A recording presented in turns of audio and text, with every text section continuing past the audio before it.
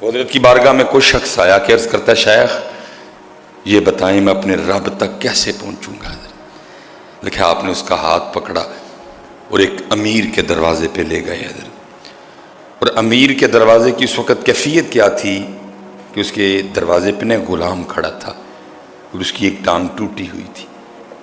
آپ نے اس غلام کی طرف اشارہ کر کے سائل کا ہاتھ پکڑ کے آپ نے فرمایا جس دن تو اس غلام کی طرح ہو جائے گا پھر اس دن تجھے تیرے رب کا پتہ بھی مل جائے گا. حضرت مطلب کیا؟ جس دن تو اتنا اپنے رب کی بارگاہ میں پکا، دیکھ ٹانگ ٹوٹی ہے لیکن اس نے اپنے مالک کا دروازہ، ٹانگ ٹوٹی ہے لیکن اپنے مالک کا دروازہ اس نے فرمایا جس دن تو بھی اپنے رب کی بارگاہ میں اتنا ہی پکا ہو جائے تو پھر اس دن تجھے تیرے رب کا پتہ مل جائے گا. لیکن کتھے جی نہیں ہے. اسی لیے تو حضور غوث پاک فرماتے ہیں نا، فرماتے ہیں گر عقلی چوں غافلی ہے، وہ تجھے عقل نہیں رہی.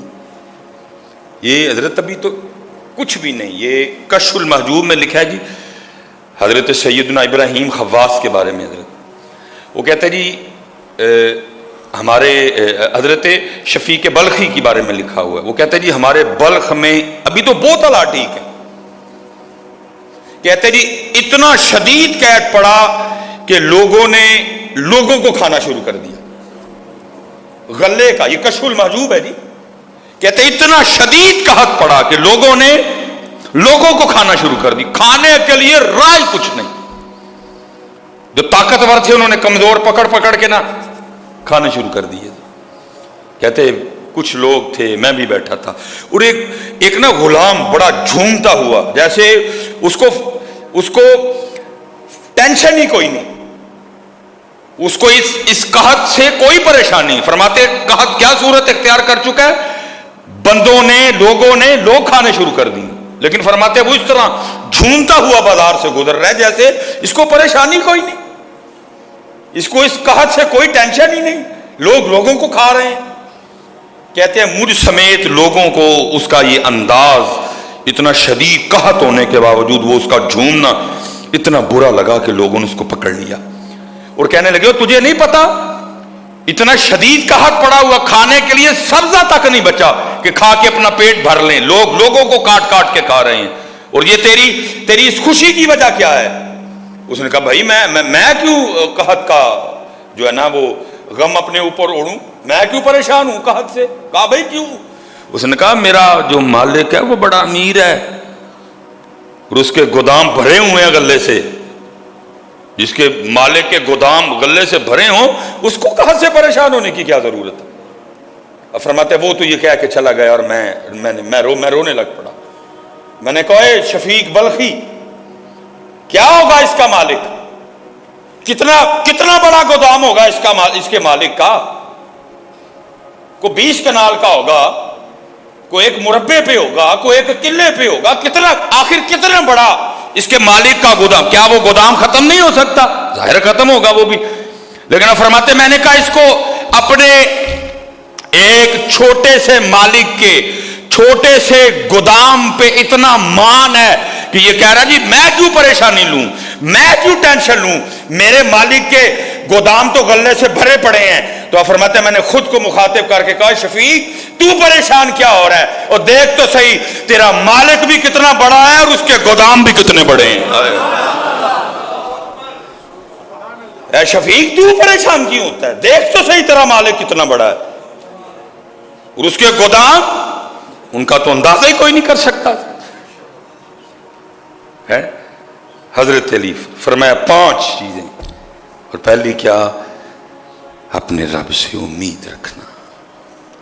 امید صرف اپنے، یہ ہم جتنے پریشان بیٹھے ہیں نا وجہ کیا ہے کہ صرف اوتھے امید کوئی نہیں، باقی سارے نال ایمان اتنا کمزور ہے. میں نے لوگوں کو پورے یقین سے یہ کہتے سے نہیں پیناڈول کھا دی ہے 10 منٹ میں آرام آ جائے گا. واہ بندیا تجھے پیناڈول پہ تو یقین ہے، تجھے اپنے رب پہ کوئی یقین نہیں. کبھی تو نے اتنے یقین سے نہیں کہا نہیں میں زور دی نماز پڑھ کے اپنی عرضی اپنے اللہ نو سنائی ہے او بس کام ہو جانا میرا. میں نے کبھی سلیمان تیرے منہ سے نہیں سنا یہ کبھی. سلیمان کیا ہو گیا تیرے ایمان کو؟ میں نے کبھی تیری زبان سے یہ جملہ نہیں سنا. نہیں، میں نے عصر کی نماز پڑھ کے اپنا سر سجدے میں رکھ کے اپنے مالک کو اپنی عرضی سنائی ہے. میں نے اس کی بارگاہ میں عرض کی ہے ربا نئی دکان چلن رہی، میرے اللہ نہیں گاہک آ رہے، بھیج گاہک میری دکان پہ. میں نے کبھی سلیمان تیری زبان سے یہ جملے نہیں نکلتے سنے. میں اپنے اللہ نو کہہ کے آیا انشاءاللہ کام ہو جانا ہے. بتوں سے تجھ کو امیدیں، خدا سے نا امیدی، بتا تو صحیح کہ کافری کیا ہے. انشاءاللہ اگلے جمعے تک اللہ نے زندگی دی تو یہ حضرت مولا مرتضیٰ شیر خدا کے کلمات ہیں. تو باقی 4 پہ انشاءاللہ اگلے جمعے کچھ سیکھیں گے. پڑھ کے تے ویخ کدی نماز، پھر دیکھ یہ نماز کرتی کیا ہے میاں. سکھ کے کدی پڑھ کے ویخ. اقبال نے اشارہ نہیں دیا تھا؟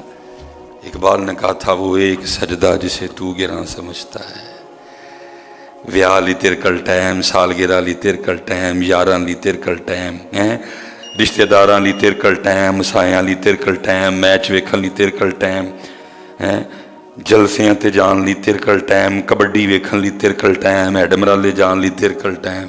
اور منوسا نہیں تیر کل ٹائم تے اللہ اور اللہ دے رسول واسطے نہیں ٹائم.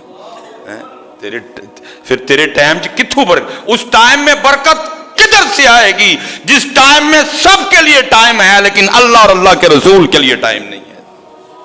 اس ٹائم میں کیسے برکت آئے گی حضرت؟ اور میں دیکھ رہا ہوں حضرت، شاید آپ نے بھی مشاہدہ کیا، اللہ دی قسم چوک کے کہنا جتنی جلدی میں نے اس رمضان کو گزرتے دیکھا میں نے نہیں دیکھا کبھی کسی کو اتنی تیز برکت اٹھ رہی ہے نا. وقت میں برکت اٹھ رہی ہے حضرت.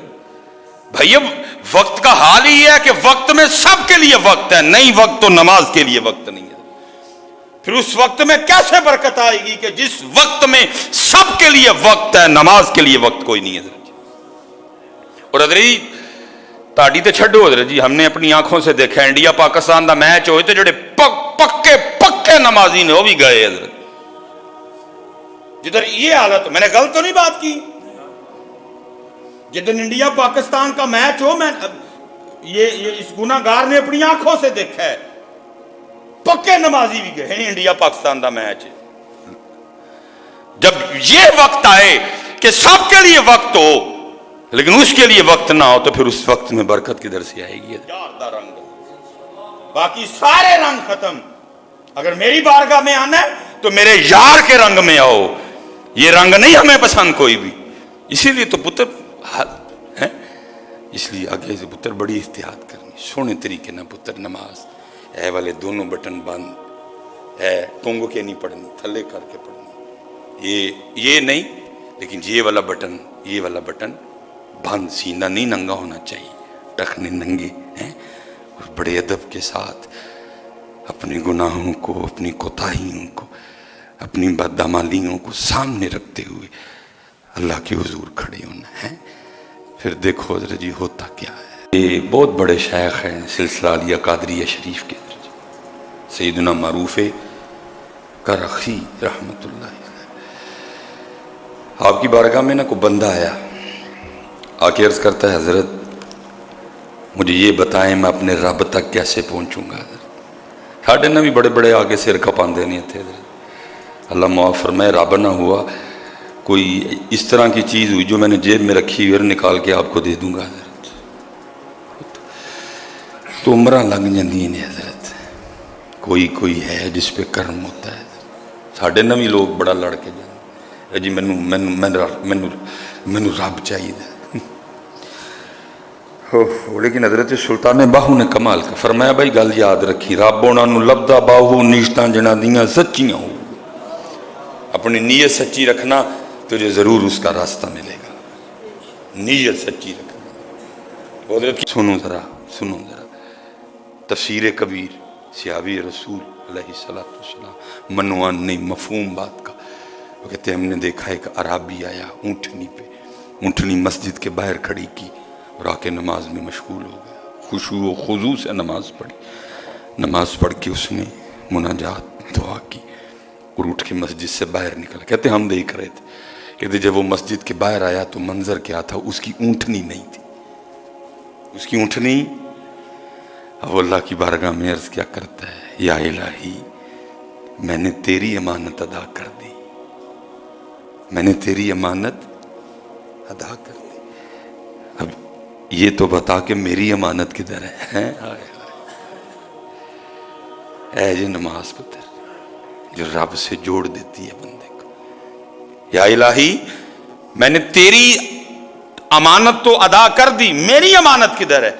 सहाबी रसूल अलैहिस्सलातु तफसीर कबीर फरमाते हम खड़े देख रहे थे, एक शख्स थोड़ी देर बाद इस हालत में आया कि वो ऊंटनी पे सवार था, उसने आकर उसकी ऊंटनी की नकेल उसको पकड़ाई और खुद चला गया।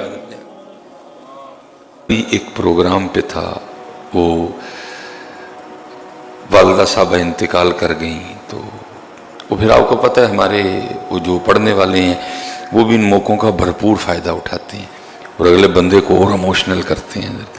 वो माँ के लिए धड़ाधड़ कलाम पढ़े जा रहे थे, तो मैं बैठा सोच रहा था, मैंने कहा यार देखो माँ याद है, माँ के लिए रो रहा है, लेकिन जिस रब ने माँ के दिल में इसका इतना प्यार डाला था वो रब क्यों नहीं याद है? वो भूले बैठे हैं सारे, याद है वो रब किसी? भाई माँ बेजाती ही तो नरम नहीं है, रब ने नरम किया उसको। उसने मेरे और आपके लिए अम्मी का दिल इतना नरम कर दिया, अगर ना नरम करता तो कभी परवरिश ना होती है। आप अपना मिजाज देखें, मैं अपना देखूं, अगर मुझे कभी रात को 1-2 बजे बच्चों के लिए उठना पड़ जाए तो थोड़ा बहुत गुस्सा होता है, लेकिन उसको 10 बार भी उठना पड़े तो उसके मिजाज में कभी गुस्सा नहीं आएगा। माँ है ना, लेकिन वो खुद नरम नहीं है। मेरे बच्चे इस बात को याद रख, तेरे रब ने तेरे लिए तेरी माँ का इतना दिल नरम कर दिया। मैं नहीं तुझे कह रहा कि तू अपनी माँ को समझ ही कुछ ना, या उसकी कदर नहीं, उसने खुद कुरान में कहा है कि तूने उसकी कदर करनी है, लेकिन मैं ये कह रहा हूँ कि भाई वो याद है, जब वो चली जाती है तो फिर उसकी मोहब्बतें, उसका पालना याद करके बड़ा रोते हो। मुझे इस बात का होता है कि यार माँ याद है, वो क्यों नहीं याद है? उसने बेटा दिल नरम किया है, उसने माँ के दिल में तेरे लिए इतनी मोहब्बत डाली है, तो वो नहीं हजरत जी, वो तवज्जो ही नहीं उस जानिब कोई भी। तो फिर मियाँ साहब क्या कहते हैं, वो माँ तू जिसको समझता है कि जी इससे ज़्यादा तो मुझसे मोहब्बतकार ही कोई नहीं सकता। मैंने बेतहाशा बार देखा है, ऐसे मौके आए हैं कि माँ ने भी छुट्टी करवा दी है, लेकिन कुर्बान जाऊँ क्या कहते हैं, एक गुनाह जो मेरा माँ प्यो वेखे देवे देश निकाला, लख गुनाह पिया मेरा मौला वेखे पर्दे पावन वाला हजरत है। और मैं बिल्कुल हजरत, मैं जब मस्जिद में दाखिल हुआ हूँ तो यही मेरा भी हाल था कि सहवारी मैं तोबा बन्नी ते मैं हम बेतबारा। पिछले जुमे वादा करके गया था कि या अल्लाह अब गुनाह नहीं करूँगा, लेकिन फिर तोड़ दिया वादा हजरत, फिर नहीं बाज आया हजरत, फिर नफ्स और शैतान का कहा माना हजरत, रब और रब के रसूल पाक की बात नहीं मानी। उन्होंने झूठ बोलने से मना किया था, बल्कि क्या कहा, लानत अल्लाह ही अलल का, लानत है झूठों पे अल्लाह की, नहीं बाज आया। गीबत के लिए कहा था ज़िना से बदतर है, सारा दिन की गीबत है हजरत। मैं तो कहता हूँ हजरत, जब हम सोते हैं ना तो हमारी जुबान भी शुक्र अदा करती होगी, शुक्र है सो गया किते जान छूटी, जब से उठा है एक करने वाला काम इसने मुझसे नहीं किया है। जब मैं सो जाता मेरी जुबान भी कहती शुक्र है कहीं सो गया, जान छूटी भाई, तंग आ गई मैं इसकी बेहयाइयों से, जब से उठा है। अल्लाह होना ये चाहिए था जैसे ही बेदार होते कुल्ली करते, और पहली जो जुमले मेरी जुबान से निकलते वो ये थे, अल्हम्दुलिल्लाहिल्लज़ी अहयाना, शुक्र उस मालिक दा जिन्हें मैनू फिर जिंदा कर छड़िया। भाई ना तुझ बड़े सोते नहीं उठे भाई, बेतहाशा हमने देखे, सोए नहीं उठे हजरत, नहीं उठाया उसने। पहली बात तो कुल्ली करने के बाद मेरी जुबान से निकलनी ये चाहिए, अल्हम्दुलिल्लाहिल्लज़ी अहयाना बादा मा अमातना व इलैहिन नुशूर। और फिर आखिर पे क्या है, जाना मैंने उसी के पास। उठने से लेकर सोने तक मैं जुबान शुक्र करती होगी, सो गया जान छूटी। झूठ छोड़ा तो गीबत शुरू कर दी, गीबत छोड़ी तो चुगली पे आ पड़ा, चुगली छोड़ी तो फजूल बकवास शुरू कर दी, फजूल बकवास छोड़ी तो किसी और काम पे लग गया। मैं तो जिक्र के लिए थी, मेरा तो मकसद जिक्र, मेरा तो मकसद कुरान की तिलावत, मेरा तो मकसद दुरूद पाक, मेरा तो मकसद अच्छा अच्छा बोलना था। क्या नहीं है जी, जो पिछले जुम्मे वादा करके गए, लेकिन कुर्बान जाऊं जी, फिर बुला लिया, फिर कर्म कर दिया।